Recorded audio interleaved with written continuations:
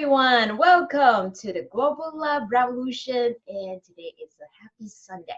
We have a special guest from Wales, United Kingdom, and her name is Esther Nagle. Let's welcome Esther. Hi. Hello. How are you today, Esther? I'm very well. I'm very well. It's a lovely sunny day here in Wales. And Oh my God. my son. Yeah. See, I am so jealous about you all, on the beach and nearby the ocean. That's my dream. Wanna be. You see, my behind here is a city, but I put some orchids, so it's kind of like. It's very nice. You've got Oh gosh. All right, so Esther, today we have a very exciting topic, and it's one of my favorite because you're going to talk about yoga, and you're going to share with us your journey about how you get into the yoga. So one of the things, you have talked about, you have been through some difficult time, and one of your biggest issue is about addiction. Yes. So, Esther, can you start out with telling a little bit about us?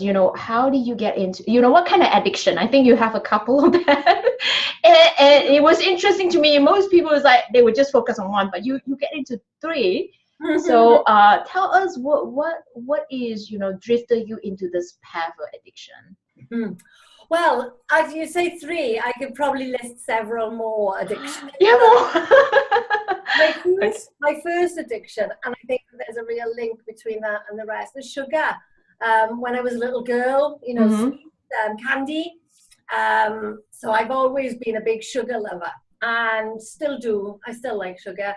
But my big, really damaging addictions have been alcohol, cigarettes, and marijuana. And they say marijuana isn't addictive, but I would disagree.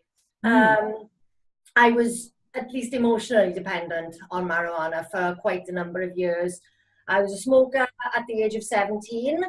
Despite being asthmatic, I was a smoker. And I started drinking as a way of, I started drinking when I was 16, but I started drinking as a way to manage my emotions, normally by drowning myself in alcohol and, hiding from my emotions. I started doing that when I was about 20. And I started taking a lot of drugs then as well when I was 20.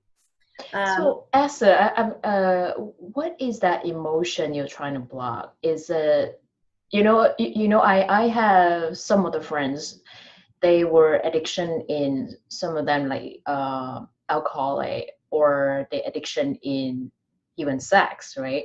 And one of the reason they were in that path because they were searching for a love they didn't have when they were young. So were you in that same paradigm? I think to a very large extent it was self-loathing. It was it feels, looking back, it feels like I was trying, I think I had two things going on. There was an awful lot of self-loathing, and I was trying to get away from myself to a very large extent. I didn't like being me. I didn't like being with myself. I didn't like what was going on in my head. I had a lot of real hatred for myself. And at the same time, I was also seeking that love. So there was a lot of, trying to find love in the arms of men. And, the two things do kind of go together. Yeah. There was a lot of bad decisions made, shall we say. So it was this combination of wanting to be loved and not feeling like I deserved it as well. Wow, there's a contradictions here, right here. Contradiction. No contradiction. I'm 45 now, and I feel more worthy of love now. But I know I've still got a lot. I'm still aware of that contradiction I'm aware of it now, whereas I wasn't before. I can see what's happening now, and so I can work on that now. But there was that. I desperately needed someone to tell me that I was okay and that they loved me and that they valued me, but I didn't believe that anyone was ever going to do that, and I certainly wasn't ever going to do it for myself. Wow. Wow, that was interesting. And I think a lot of people struggle about that. And one of the most difficult thing, I think, when you got into the addiction, how do you get out? The question is, how do you get out? And then when you get out, how do you really sustain it. So Yeah. that is the thing that, we kind of want to talk about. And you were saying that the thing that really got you on path is yoga, right? And when did you begin to learn yoga? And is this something that this is going to help you in the beginning, or is it a bit later? No, I started, I've always had a bit of interest in yoga. Oh. Because of this guy, actually, funnily enough. Oh. George Harrison. Tell us more. I'm interested. George Harrison of the Beatles, who was my big lifelong obsession. He was into yoga, so it was like, George was into yoga, so I had to try it. So that was why I started trying it in the first place. It was just pop star obsession. Oh my God. But then when I did try it, I remember going to a class 20 years ago. Yeah, about 20 years ago, and coming out feeling like I was about that far off the ground. But I was a single mum at the time. I was doing a degree. I couldn't go to classes regularly. I had a video that I did at home, and I really enjoyed that, just doing the postures. And then I started going to classes about 10 years ago. Because I wanted to learn to breathe better, because I had an asthma attack, and I was a pretty heavy smoker at the time. Didn't want to give up smoking, so I went to yoga to learn to breathe. But I couldn't do the breathing exercises because I got a dust allergy, so my nose was always blocked. I hated the breathing exercises, hated them completely. But I loved the postures. I loved the way it made my body feel. I was quite naturally flexible, so I found the postures easy. So my ego loved it because I was good at it. And it was like it was this time that I could just, I go to yoga, nobody else can bother me there, I'm going to yoga. But I was going to a yoga and then coming home and opening a bottle of wine and smoking and staying up until 1-2 o'clock in the morning, because I was not relaxing properly. I was getting something from this yoga, but I wasn't getting what I actually needed from it. So no, yoga was just about getting thin at the time. It was just about getting myself in shape. It was purely physical for me. It was just about how good it felt, made my body feel. And I got to feel like I felt like I was this kind of yogic yogini. I think I was like, I've been to yoga tonight. Yeah. But so I was living this completely chaotic life. So I was doing yoga, but all around me was just turmoil. I always moved from one catastrophe to the next, getting through it with a bottle of wine and a cigarette. And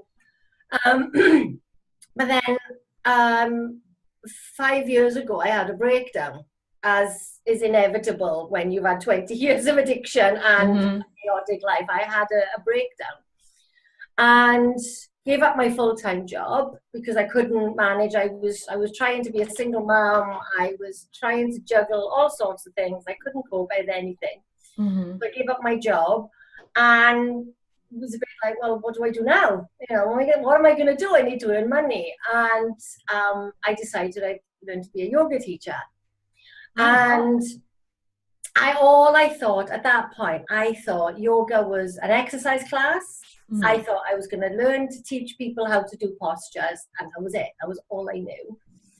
So I didn't go into yoga teacher training expecting it to change my life particularly. I went into yoga teacher training basically thinking they weren't going to teach me anything I didn't already know, and that I was going to just come out with a certificate to prove what I already knew. And about 2 or 3 hours into my first class, I was sitting there thinking, wow, I didn't know any of this.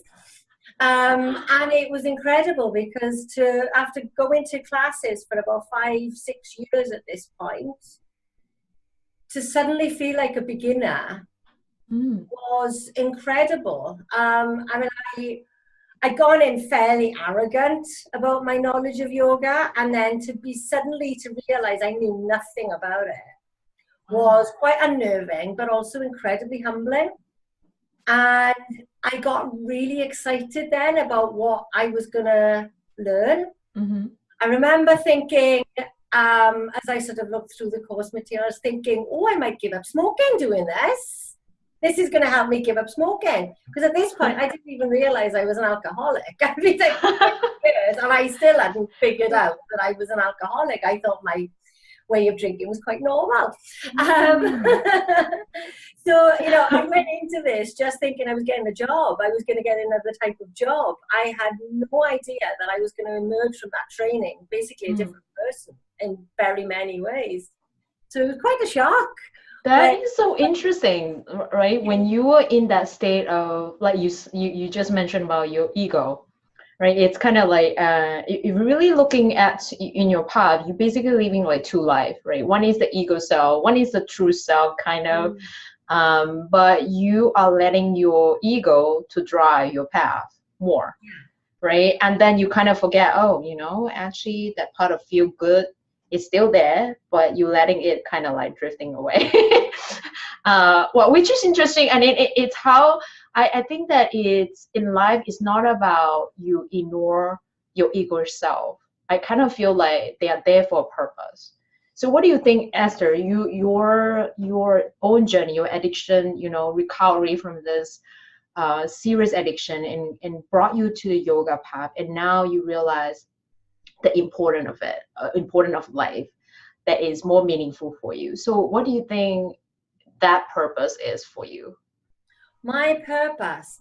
I think that, I mean, based on what other people tell me, I think that to a large extent, my purpose is to show people that you can be a chaotic mess and sort of get through to the other side and then become less of a chaotic mess, that actually, even no matter how hopeless it feels like things are, you can always take a different path. And also that actually it's all part of the path, that I have made some what I would, you know, what I consider to be colossal mistakes in my life. I have made some absolutely life-destroying mistakes in my life. But all of those mistakes have led me to the point where I am now, sitting here talking to you about how I've healed so much in my life. And, you know, all of the mistakes we make along the way, they hurt, and they're, you know, they're really painful, and we might wish we'd not done them. But they are part of the path, that you are on this journey. And it's like there's no, I could waste my entire life on regret. And I think that's one of the things that I do like to tell people is there's no point. You can't do anything about it. You can't change what's happened in the past. All you can do is accept where you are now. Forgive yourself, because that's so important. You've got to forgive yourself for what has happened, and then you can move forward. And I think if I can do that, then you can. You can forgive yourself and move forward. And so I think that part of my purpose, I think part of the reason why I went through 20 years of addiction and like really messing my life up on a huge scale is so that I can say to people, you know, you can always forgive yourself. And I think that's a really powerful thing to be able to sit here and say, that you can forgive yourself no matter how bad the mistakes are. There's great power in that, forgiving yourself. You can move forward. Accept where you are. That's part of yoga, is acceptance of the situation. And you know, we've got the law of karma is the law of cause and effect. It's not what, you know, it's not what we think it is, that if you do something bad then something else is going to happen that's bad, and you know, it's not effect, it's just cause and effect. So things happen along the way, and they change. Everything that happens changes you, and it brings you to that place where, you know, you can really have something meaningful to say then. So I think, yeah, I also I think that I'm spending a lot of time at the moment trying to work out is this my actual purpose? Yeah, actually, you know what, as the more that you talk about, it's kind of come up to the core of it. So when we talk about purpose, there is, you know, if you watch some of the video before, one or two of the evolution women talking about the purpose, they're all talking about purpose, that we have a mini purpose in our life. You know, all that things that happen it's your part of your purpose. But Mm. we also have what we call the life ultimate purpose. So which is kind of linked to the mission that the universe has given to you. So I kind of feel right now, if narrow down what is your core, it's basically you are here to share your experience with others. So people out there, they are in, in the same situation like you before, in the addictions or any kind of addiction you are in, you don't need to feel hopeless, right? Esther is a classic example, and then I'm sure you can do it too. And yoga is a way. I'm sure not everybody will love yoga, but yoga is a way you can find yourself way back to the true self. So Esther, you just mentioned a couple of, I think I hear you say a couple of ways that helping you to get on track, which is one is forgiveness, right? And then second, you say acceptance. So can you share with us a little bit more detail, like how can we do the exercise of forgiveness? How do I do it? When you say forgiveness, is there a certain ritual or maybe a step that you can share with the audience? I think for me, it comes through just, when I was doing my training, I did a lot of self-study. So in yoga, there's these, the two foundational aspects of yoga are the yamas and the niyamas. So they are the moral and ethical foundations of yoga. And one of them is self-study. So it's that almost like you're looking at yourself as if you're looking at somebody else's life. So trying to have quite an objective view on your life, so that you're looking at yourself without judgment, and with compassion. And it's quite hard to do that at first. But I throughout my training, I found that I was looking at my life from a very, almost as if I was looking down on my life. And so I could see different things that had happened in my life. And you can start to see, well, that happened because of that. You start to see that individual events, whereas you might kind of beat yourself up over a particular event that happened, you can step out of that situation a little bit. You can see that, well, actually there was a build-up, there was, this happened because of this and because of this and because of this, and it all kind of came together. And so I was able to look more compassionately at myself and at my past and at the decisions that I'd made, and to see patterns. And we were given actually a really powerful little, like almost like a mantra, became to me 3 rules that we were given right at the start of the course, and that's don't judge, don't compare, and don't beat yourself up. And I found those actually to be incredibly powerful. So don't judge. So I still do it, but I'm more aware of it now.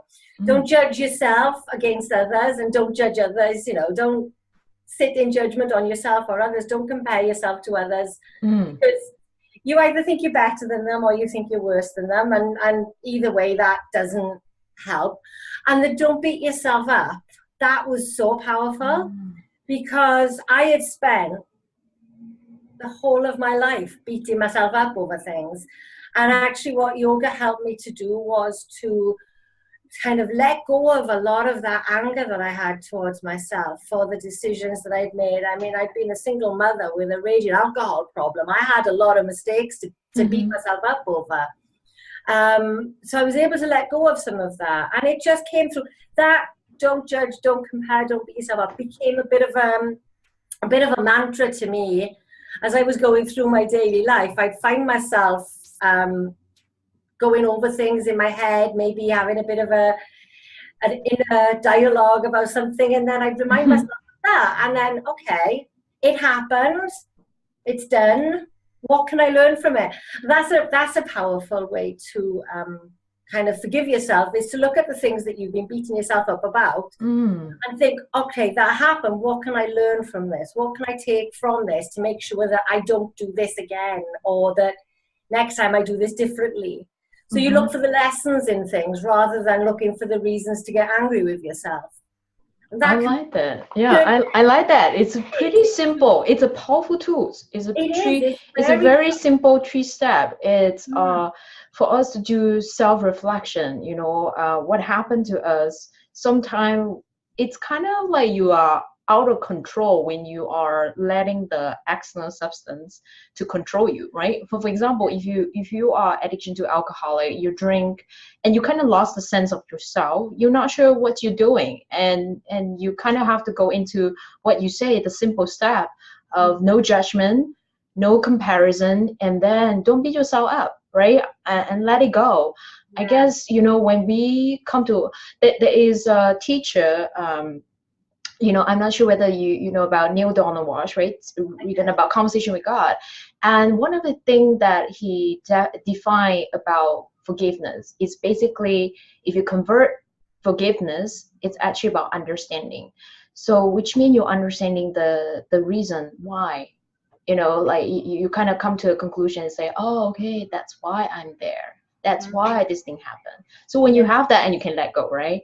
So I think it's powerful. Yeah, thank you, Esther, for sharing that. So guys, take the advice, 3-step is very easy. You can do it anywhere, anytime. So is there any other, you think there's an effective way that people, let's say someone, they are trying to sustain and get away from addiction, but they're like, no, I think I have to maybe just one glass of alcohol. Can I one cigarette? What should they do? What can you advise them? Well, one of the most powerful sort of like things you can do in that moment, if you're there and you're like, there's an urge. I want that. One of the most powerful things you can do in any moment where your emotions are threatening to take over and make your decisions for you is to just take a few deep breaths. Learning to breathe was one of the fundamental aspects of my teacher training for me. As an asthmatic, as a smoking asthmatic, it's quite powerful to actually learn how to treat my lungs well.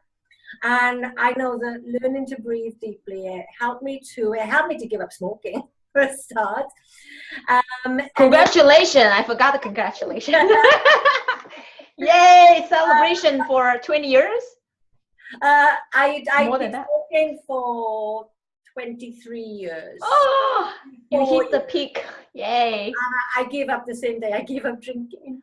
All right, guys, see, 23 years celebration, sobriety. You can do it too.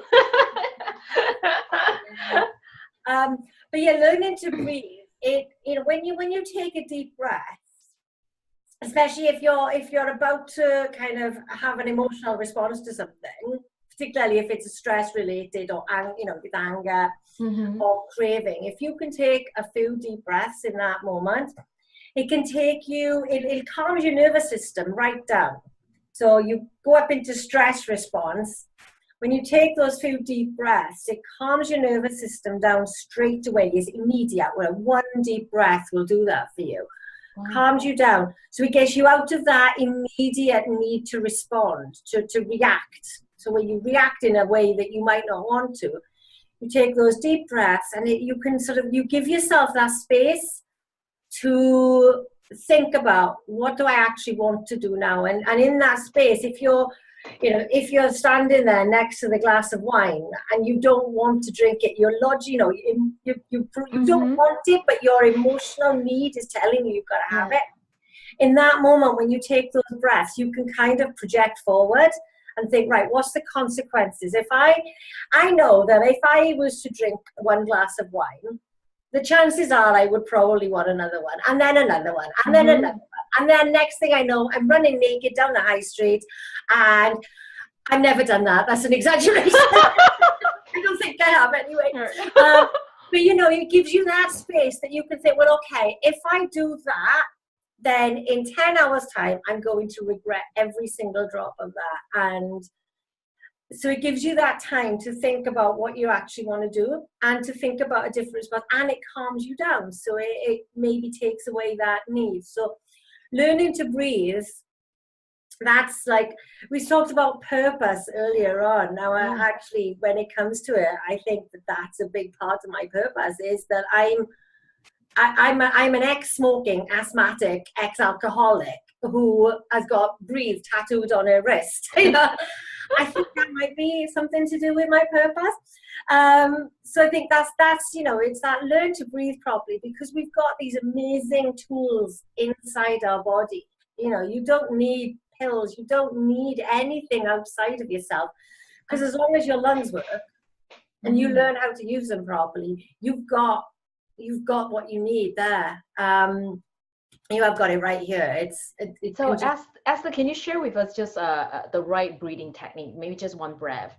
Because I know, some of the yoga classes I went to, they didn't actually explain it really detailed. Some of them say use your mouth, some of them say use your nose. So what would be the situation for people like in that stress moment that would be more effective?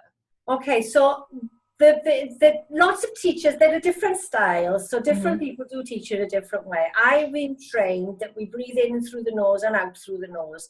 There are some breathing exercises we do where we breathe out through the mouth, but mostly through the nose. The nose is the main function of the nose is for breathing. The main function of the mouth isn't for breathing. So you breathe in and you want to try and fill your lungs. Like lungs, we tend to breathe up to here. But the lungs actually, they go down to there. They cover a huge amount of space. Okay. So when you're breathing, you want to try and fill your lungs. So as you breathe in, you send the air down to the lowest part of your lungs. And when we breathe in, your belly should expand, because as you breathe in and the air fills up down here, that pushes your digestive organs out of the way, so your abdomen expands. I know in Britain we talk about breathe in and you suck your tongue in, and complete nonsense. Total rubbish. Oh my God. When we breathe in, the belly should expand, and then so you breathe first into your lowest part of your lung, then the mid chest, then the upper, okay. And then we breathe out from the bottom, and then the mid, and then the top. And when I teach people to breathe, I teach that in stages. So you do the lowest part first, then you do the mid, then you do the upper, and you practice those bits, because we don't breathe well. We don't use the full capacity of our lungs. You need to get your lungs used to actually working that way, to expanding properly. But even just being a bit more aware of your breath, power in itself. If you spend a couple of minutes just being conscious of what your lungs are doing, just noticing what's going on, because we rush around from here, there, and everywhere during the day, not actually paying any attention to the fact that we're breathing. We notice when we've got a chest infection, or if we've got a cough, or if you've been out for a run and you're out of breath, you notice then, but you never notice when it's functioning well. Wow. So if you just take that time to be aware of your breath and to connect to your breath a little, I recommend, like when you're washing the dishes, or if you're waiting in the queue at the supermarket, or if you're stuck in traffic lights, just stop and pay attention to your breath, and it takes your stress away. If you're in traffic, you might be getting a bit anxious because you're late for something, and if you just take a few breaths, it can calm you down, and so you're not going to be stressed. Wow. There's a lot of power just in being aware and being grateful for the fact that you're breathing. Yes. You started things. That's so true. Yeah, we tend to forget, breathing. It's the free stuff, and we need to feel gratitude about having the chance to breathe. And I just did a couple. I feel really relaxed and enjoyable. So you guys can try out, anytime. This is a free thing for you to do, and it's just helping you to deepen, the knowledge of how we can breathe properly and increase your vitality. And helping you to, actually, another thing I think is a happiness dose. The more you do it, you feel enjoyment, because I feel it right now. My expanding right now. So well, Esther, thank you again. This is a great tip. I hope you like it, guys. So Esther, in the Barbara teaching about evolutionary class, right, one of the questions it kind of put up is, what is your unique symphony to the world? So I guess, what is your creation right now that you really want to share with the world, in other words? Well, right now I've just started online yoga classes, so Mm. teaching people through Zoom, this technology that we're using right now, teaching Ah, yoga classes. So anybody that wants to learn yoga, but maybe can't get out, maybe they've heard that I teach a nice way and they can't because they're in America, okay. maybe they can't because of childcare, and I know what it's like when you can't get out and you can't get to your yoga class. So Mm-hmm. I thought I'll put this. I'm creating these online. It's an online yoga studio, I'm calling it, because Oh, that's classes are beautiful. live, and then they're available for you when you want to watch them. I'm doing pranayama classes, so I get to teach people to breathe. And then there's like a social space as well, so you can get to know people, and because I think that connection between people and that chance to learn from each other. Like Mm. we met in a social group, in a Facebook group, Yes. it's set up exactly the same way. So I wanted to sort of recreate that feeling of going to a yoga class where you can make Mm. friends, where you can build connections and learn from the people around you, but where we can be all over the world and do it. Wow, that's wonderful. So, Ashley, if someone wants to connect or really find out about your online programs, where they can find it?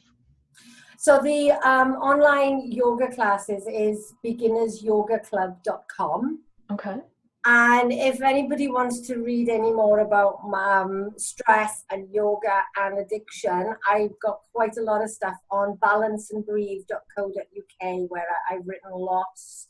I haven't updated it for a while now, but I've got lots on there about stress, about breathing, about addiction, about my journey. Mm-hmm.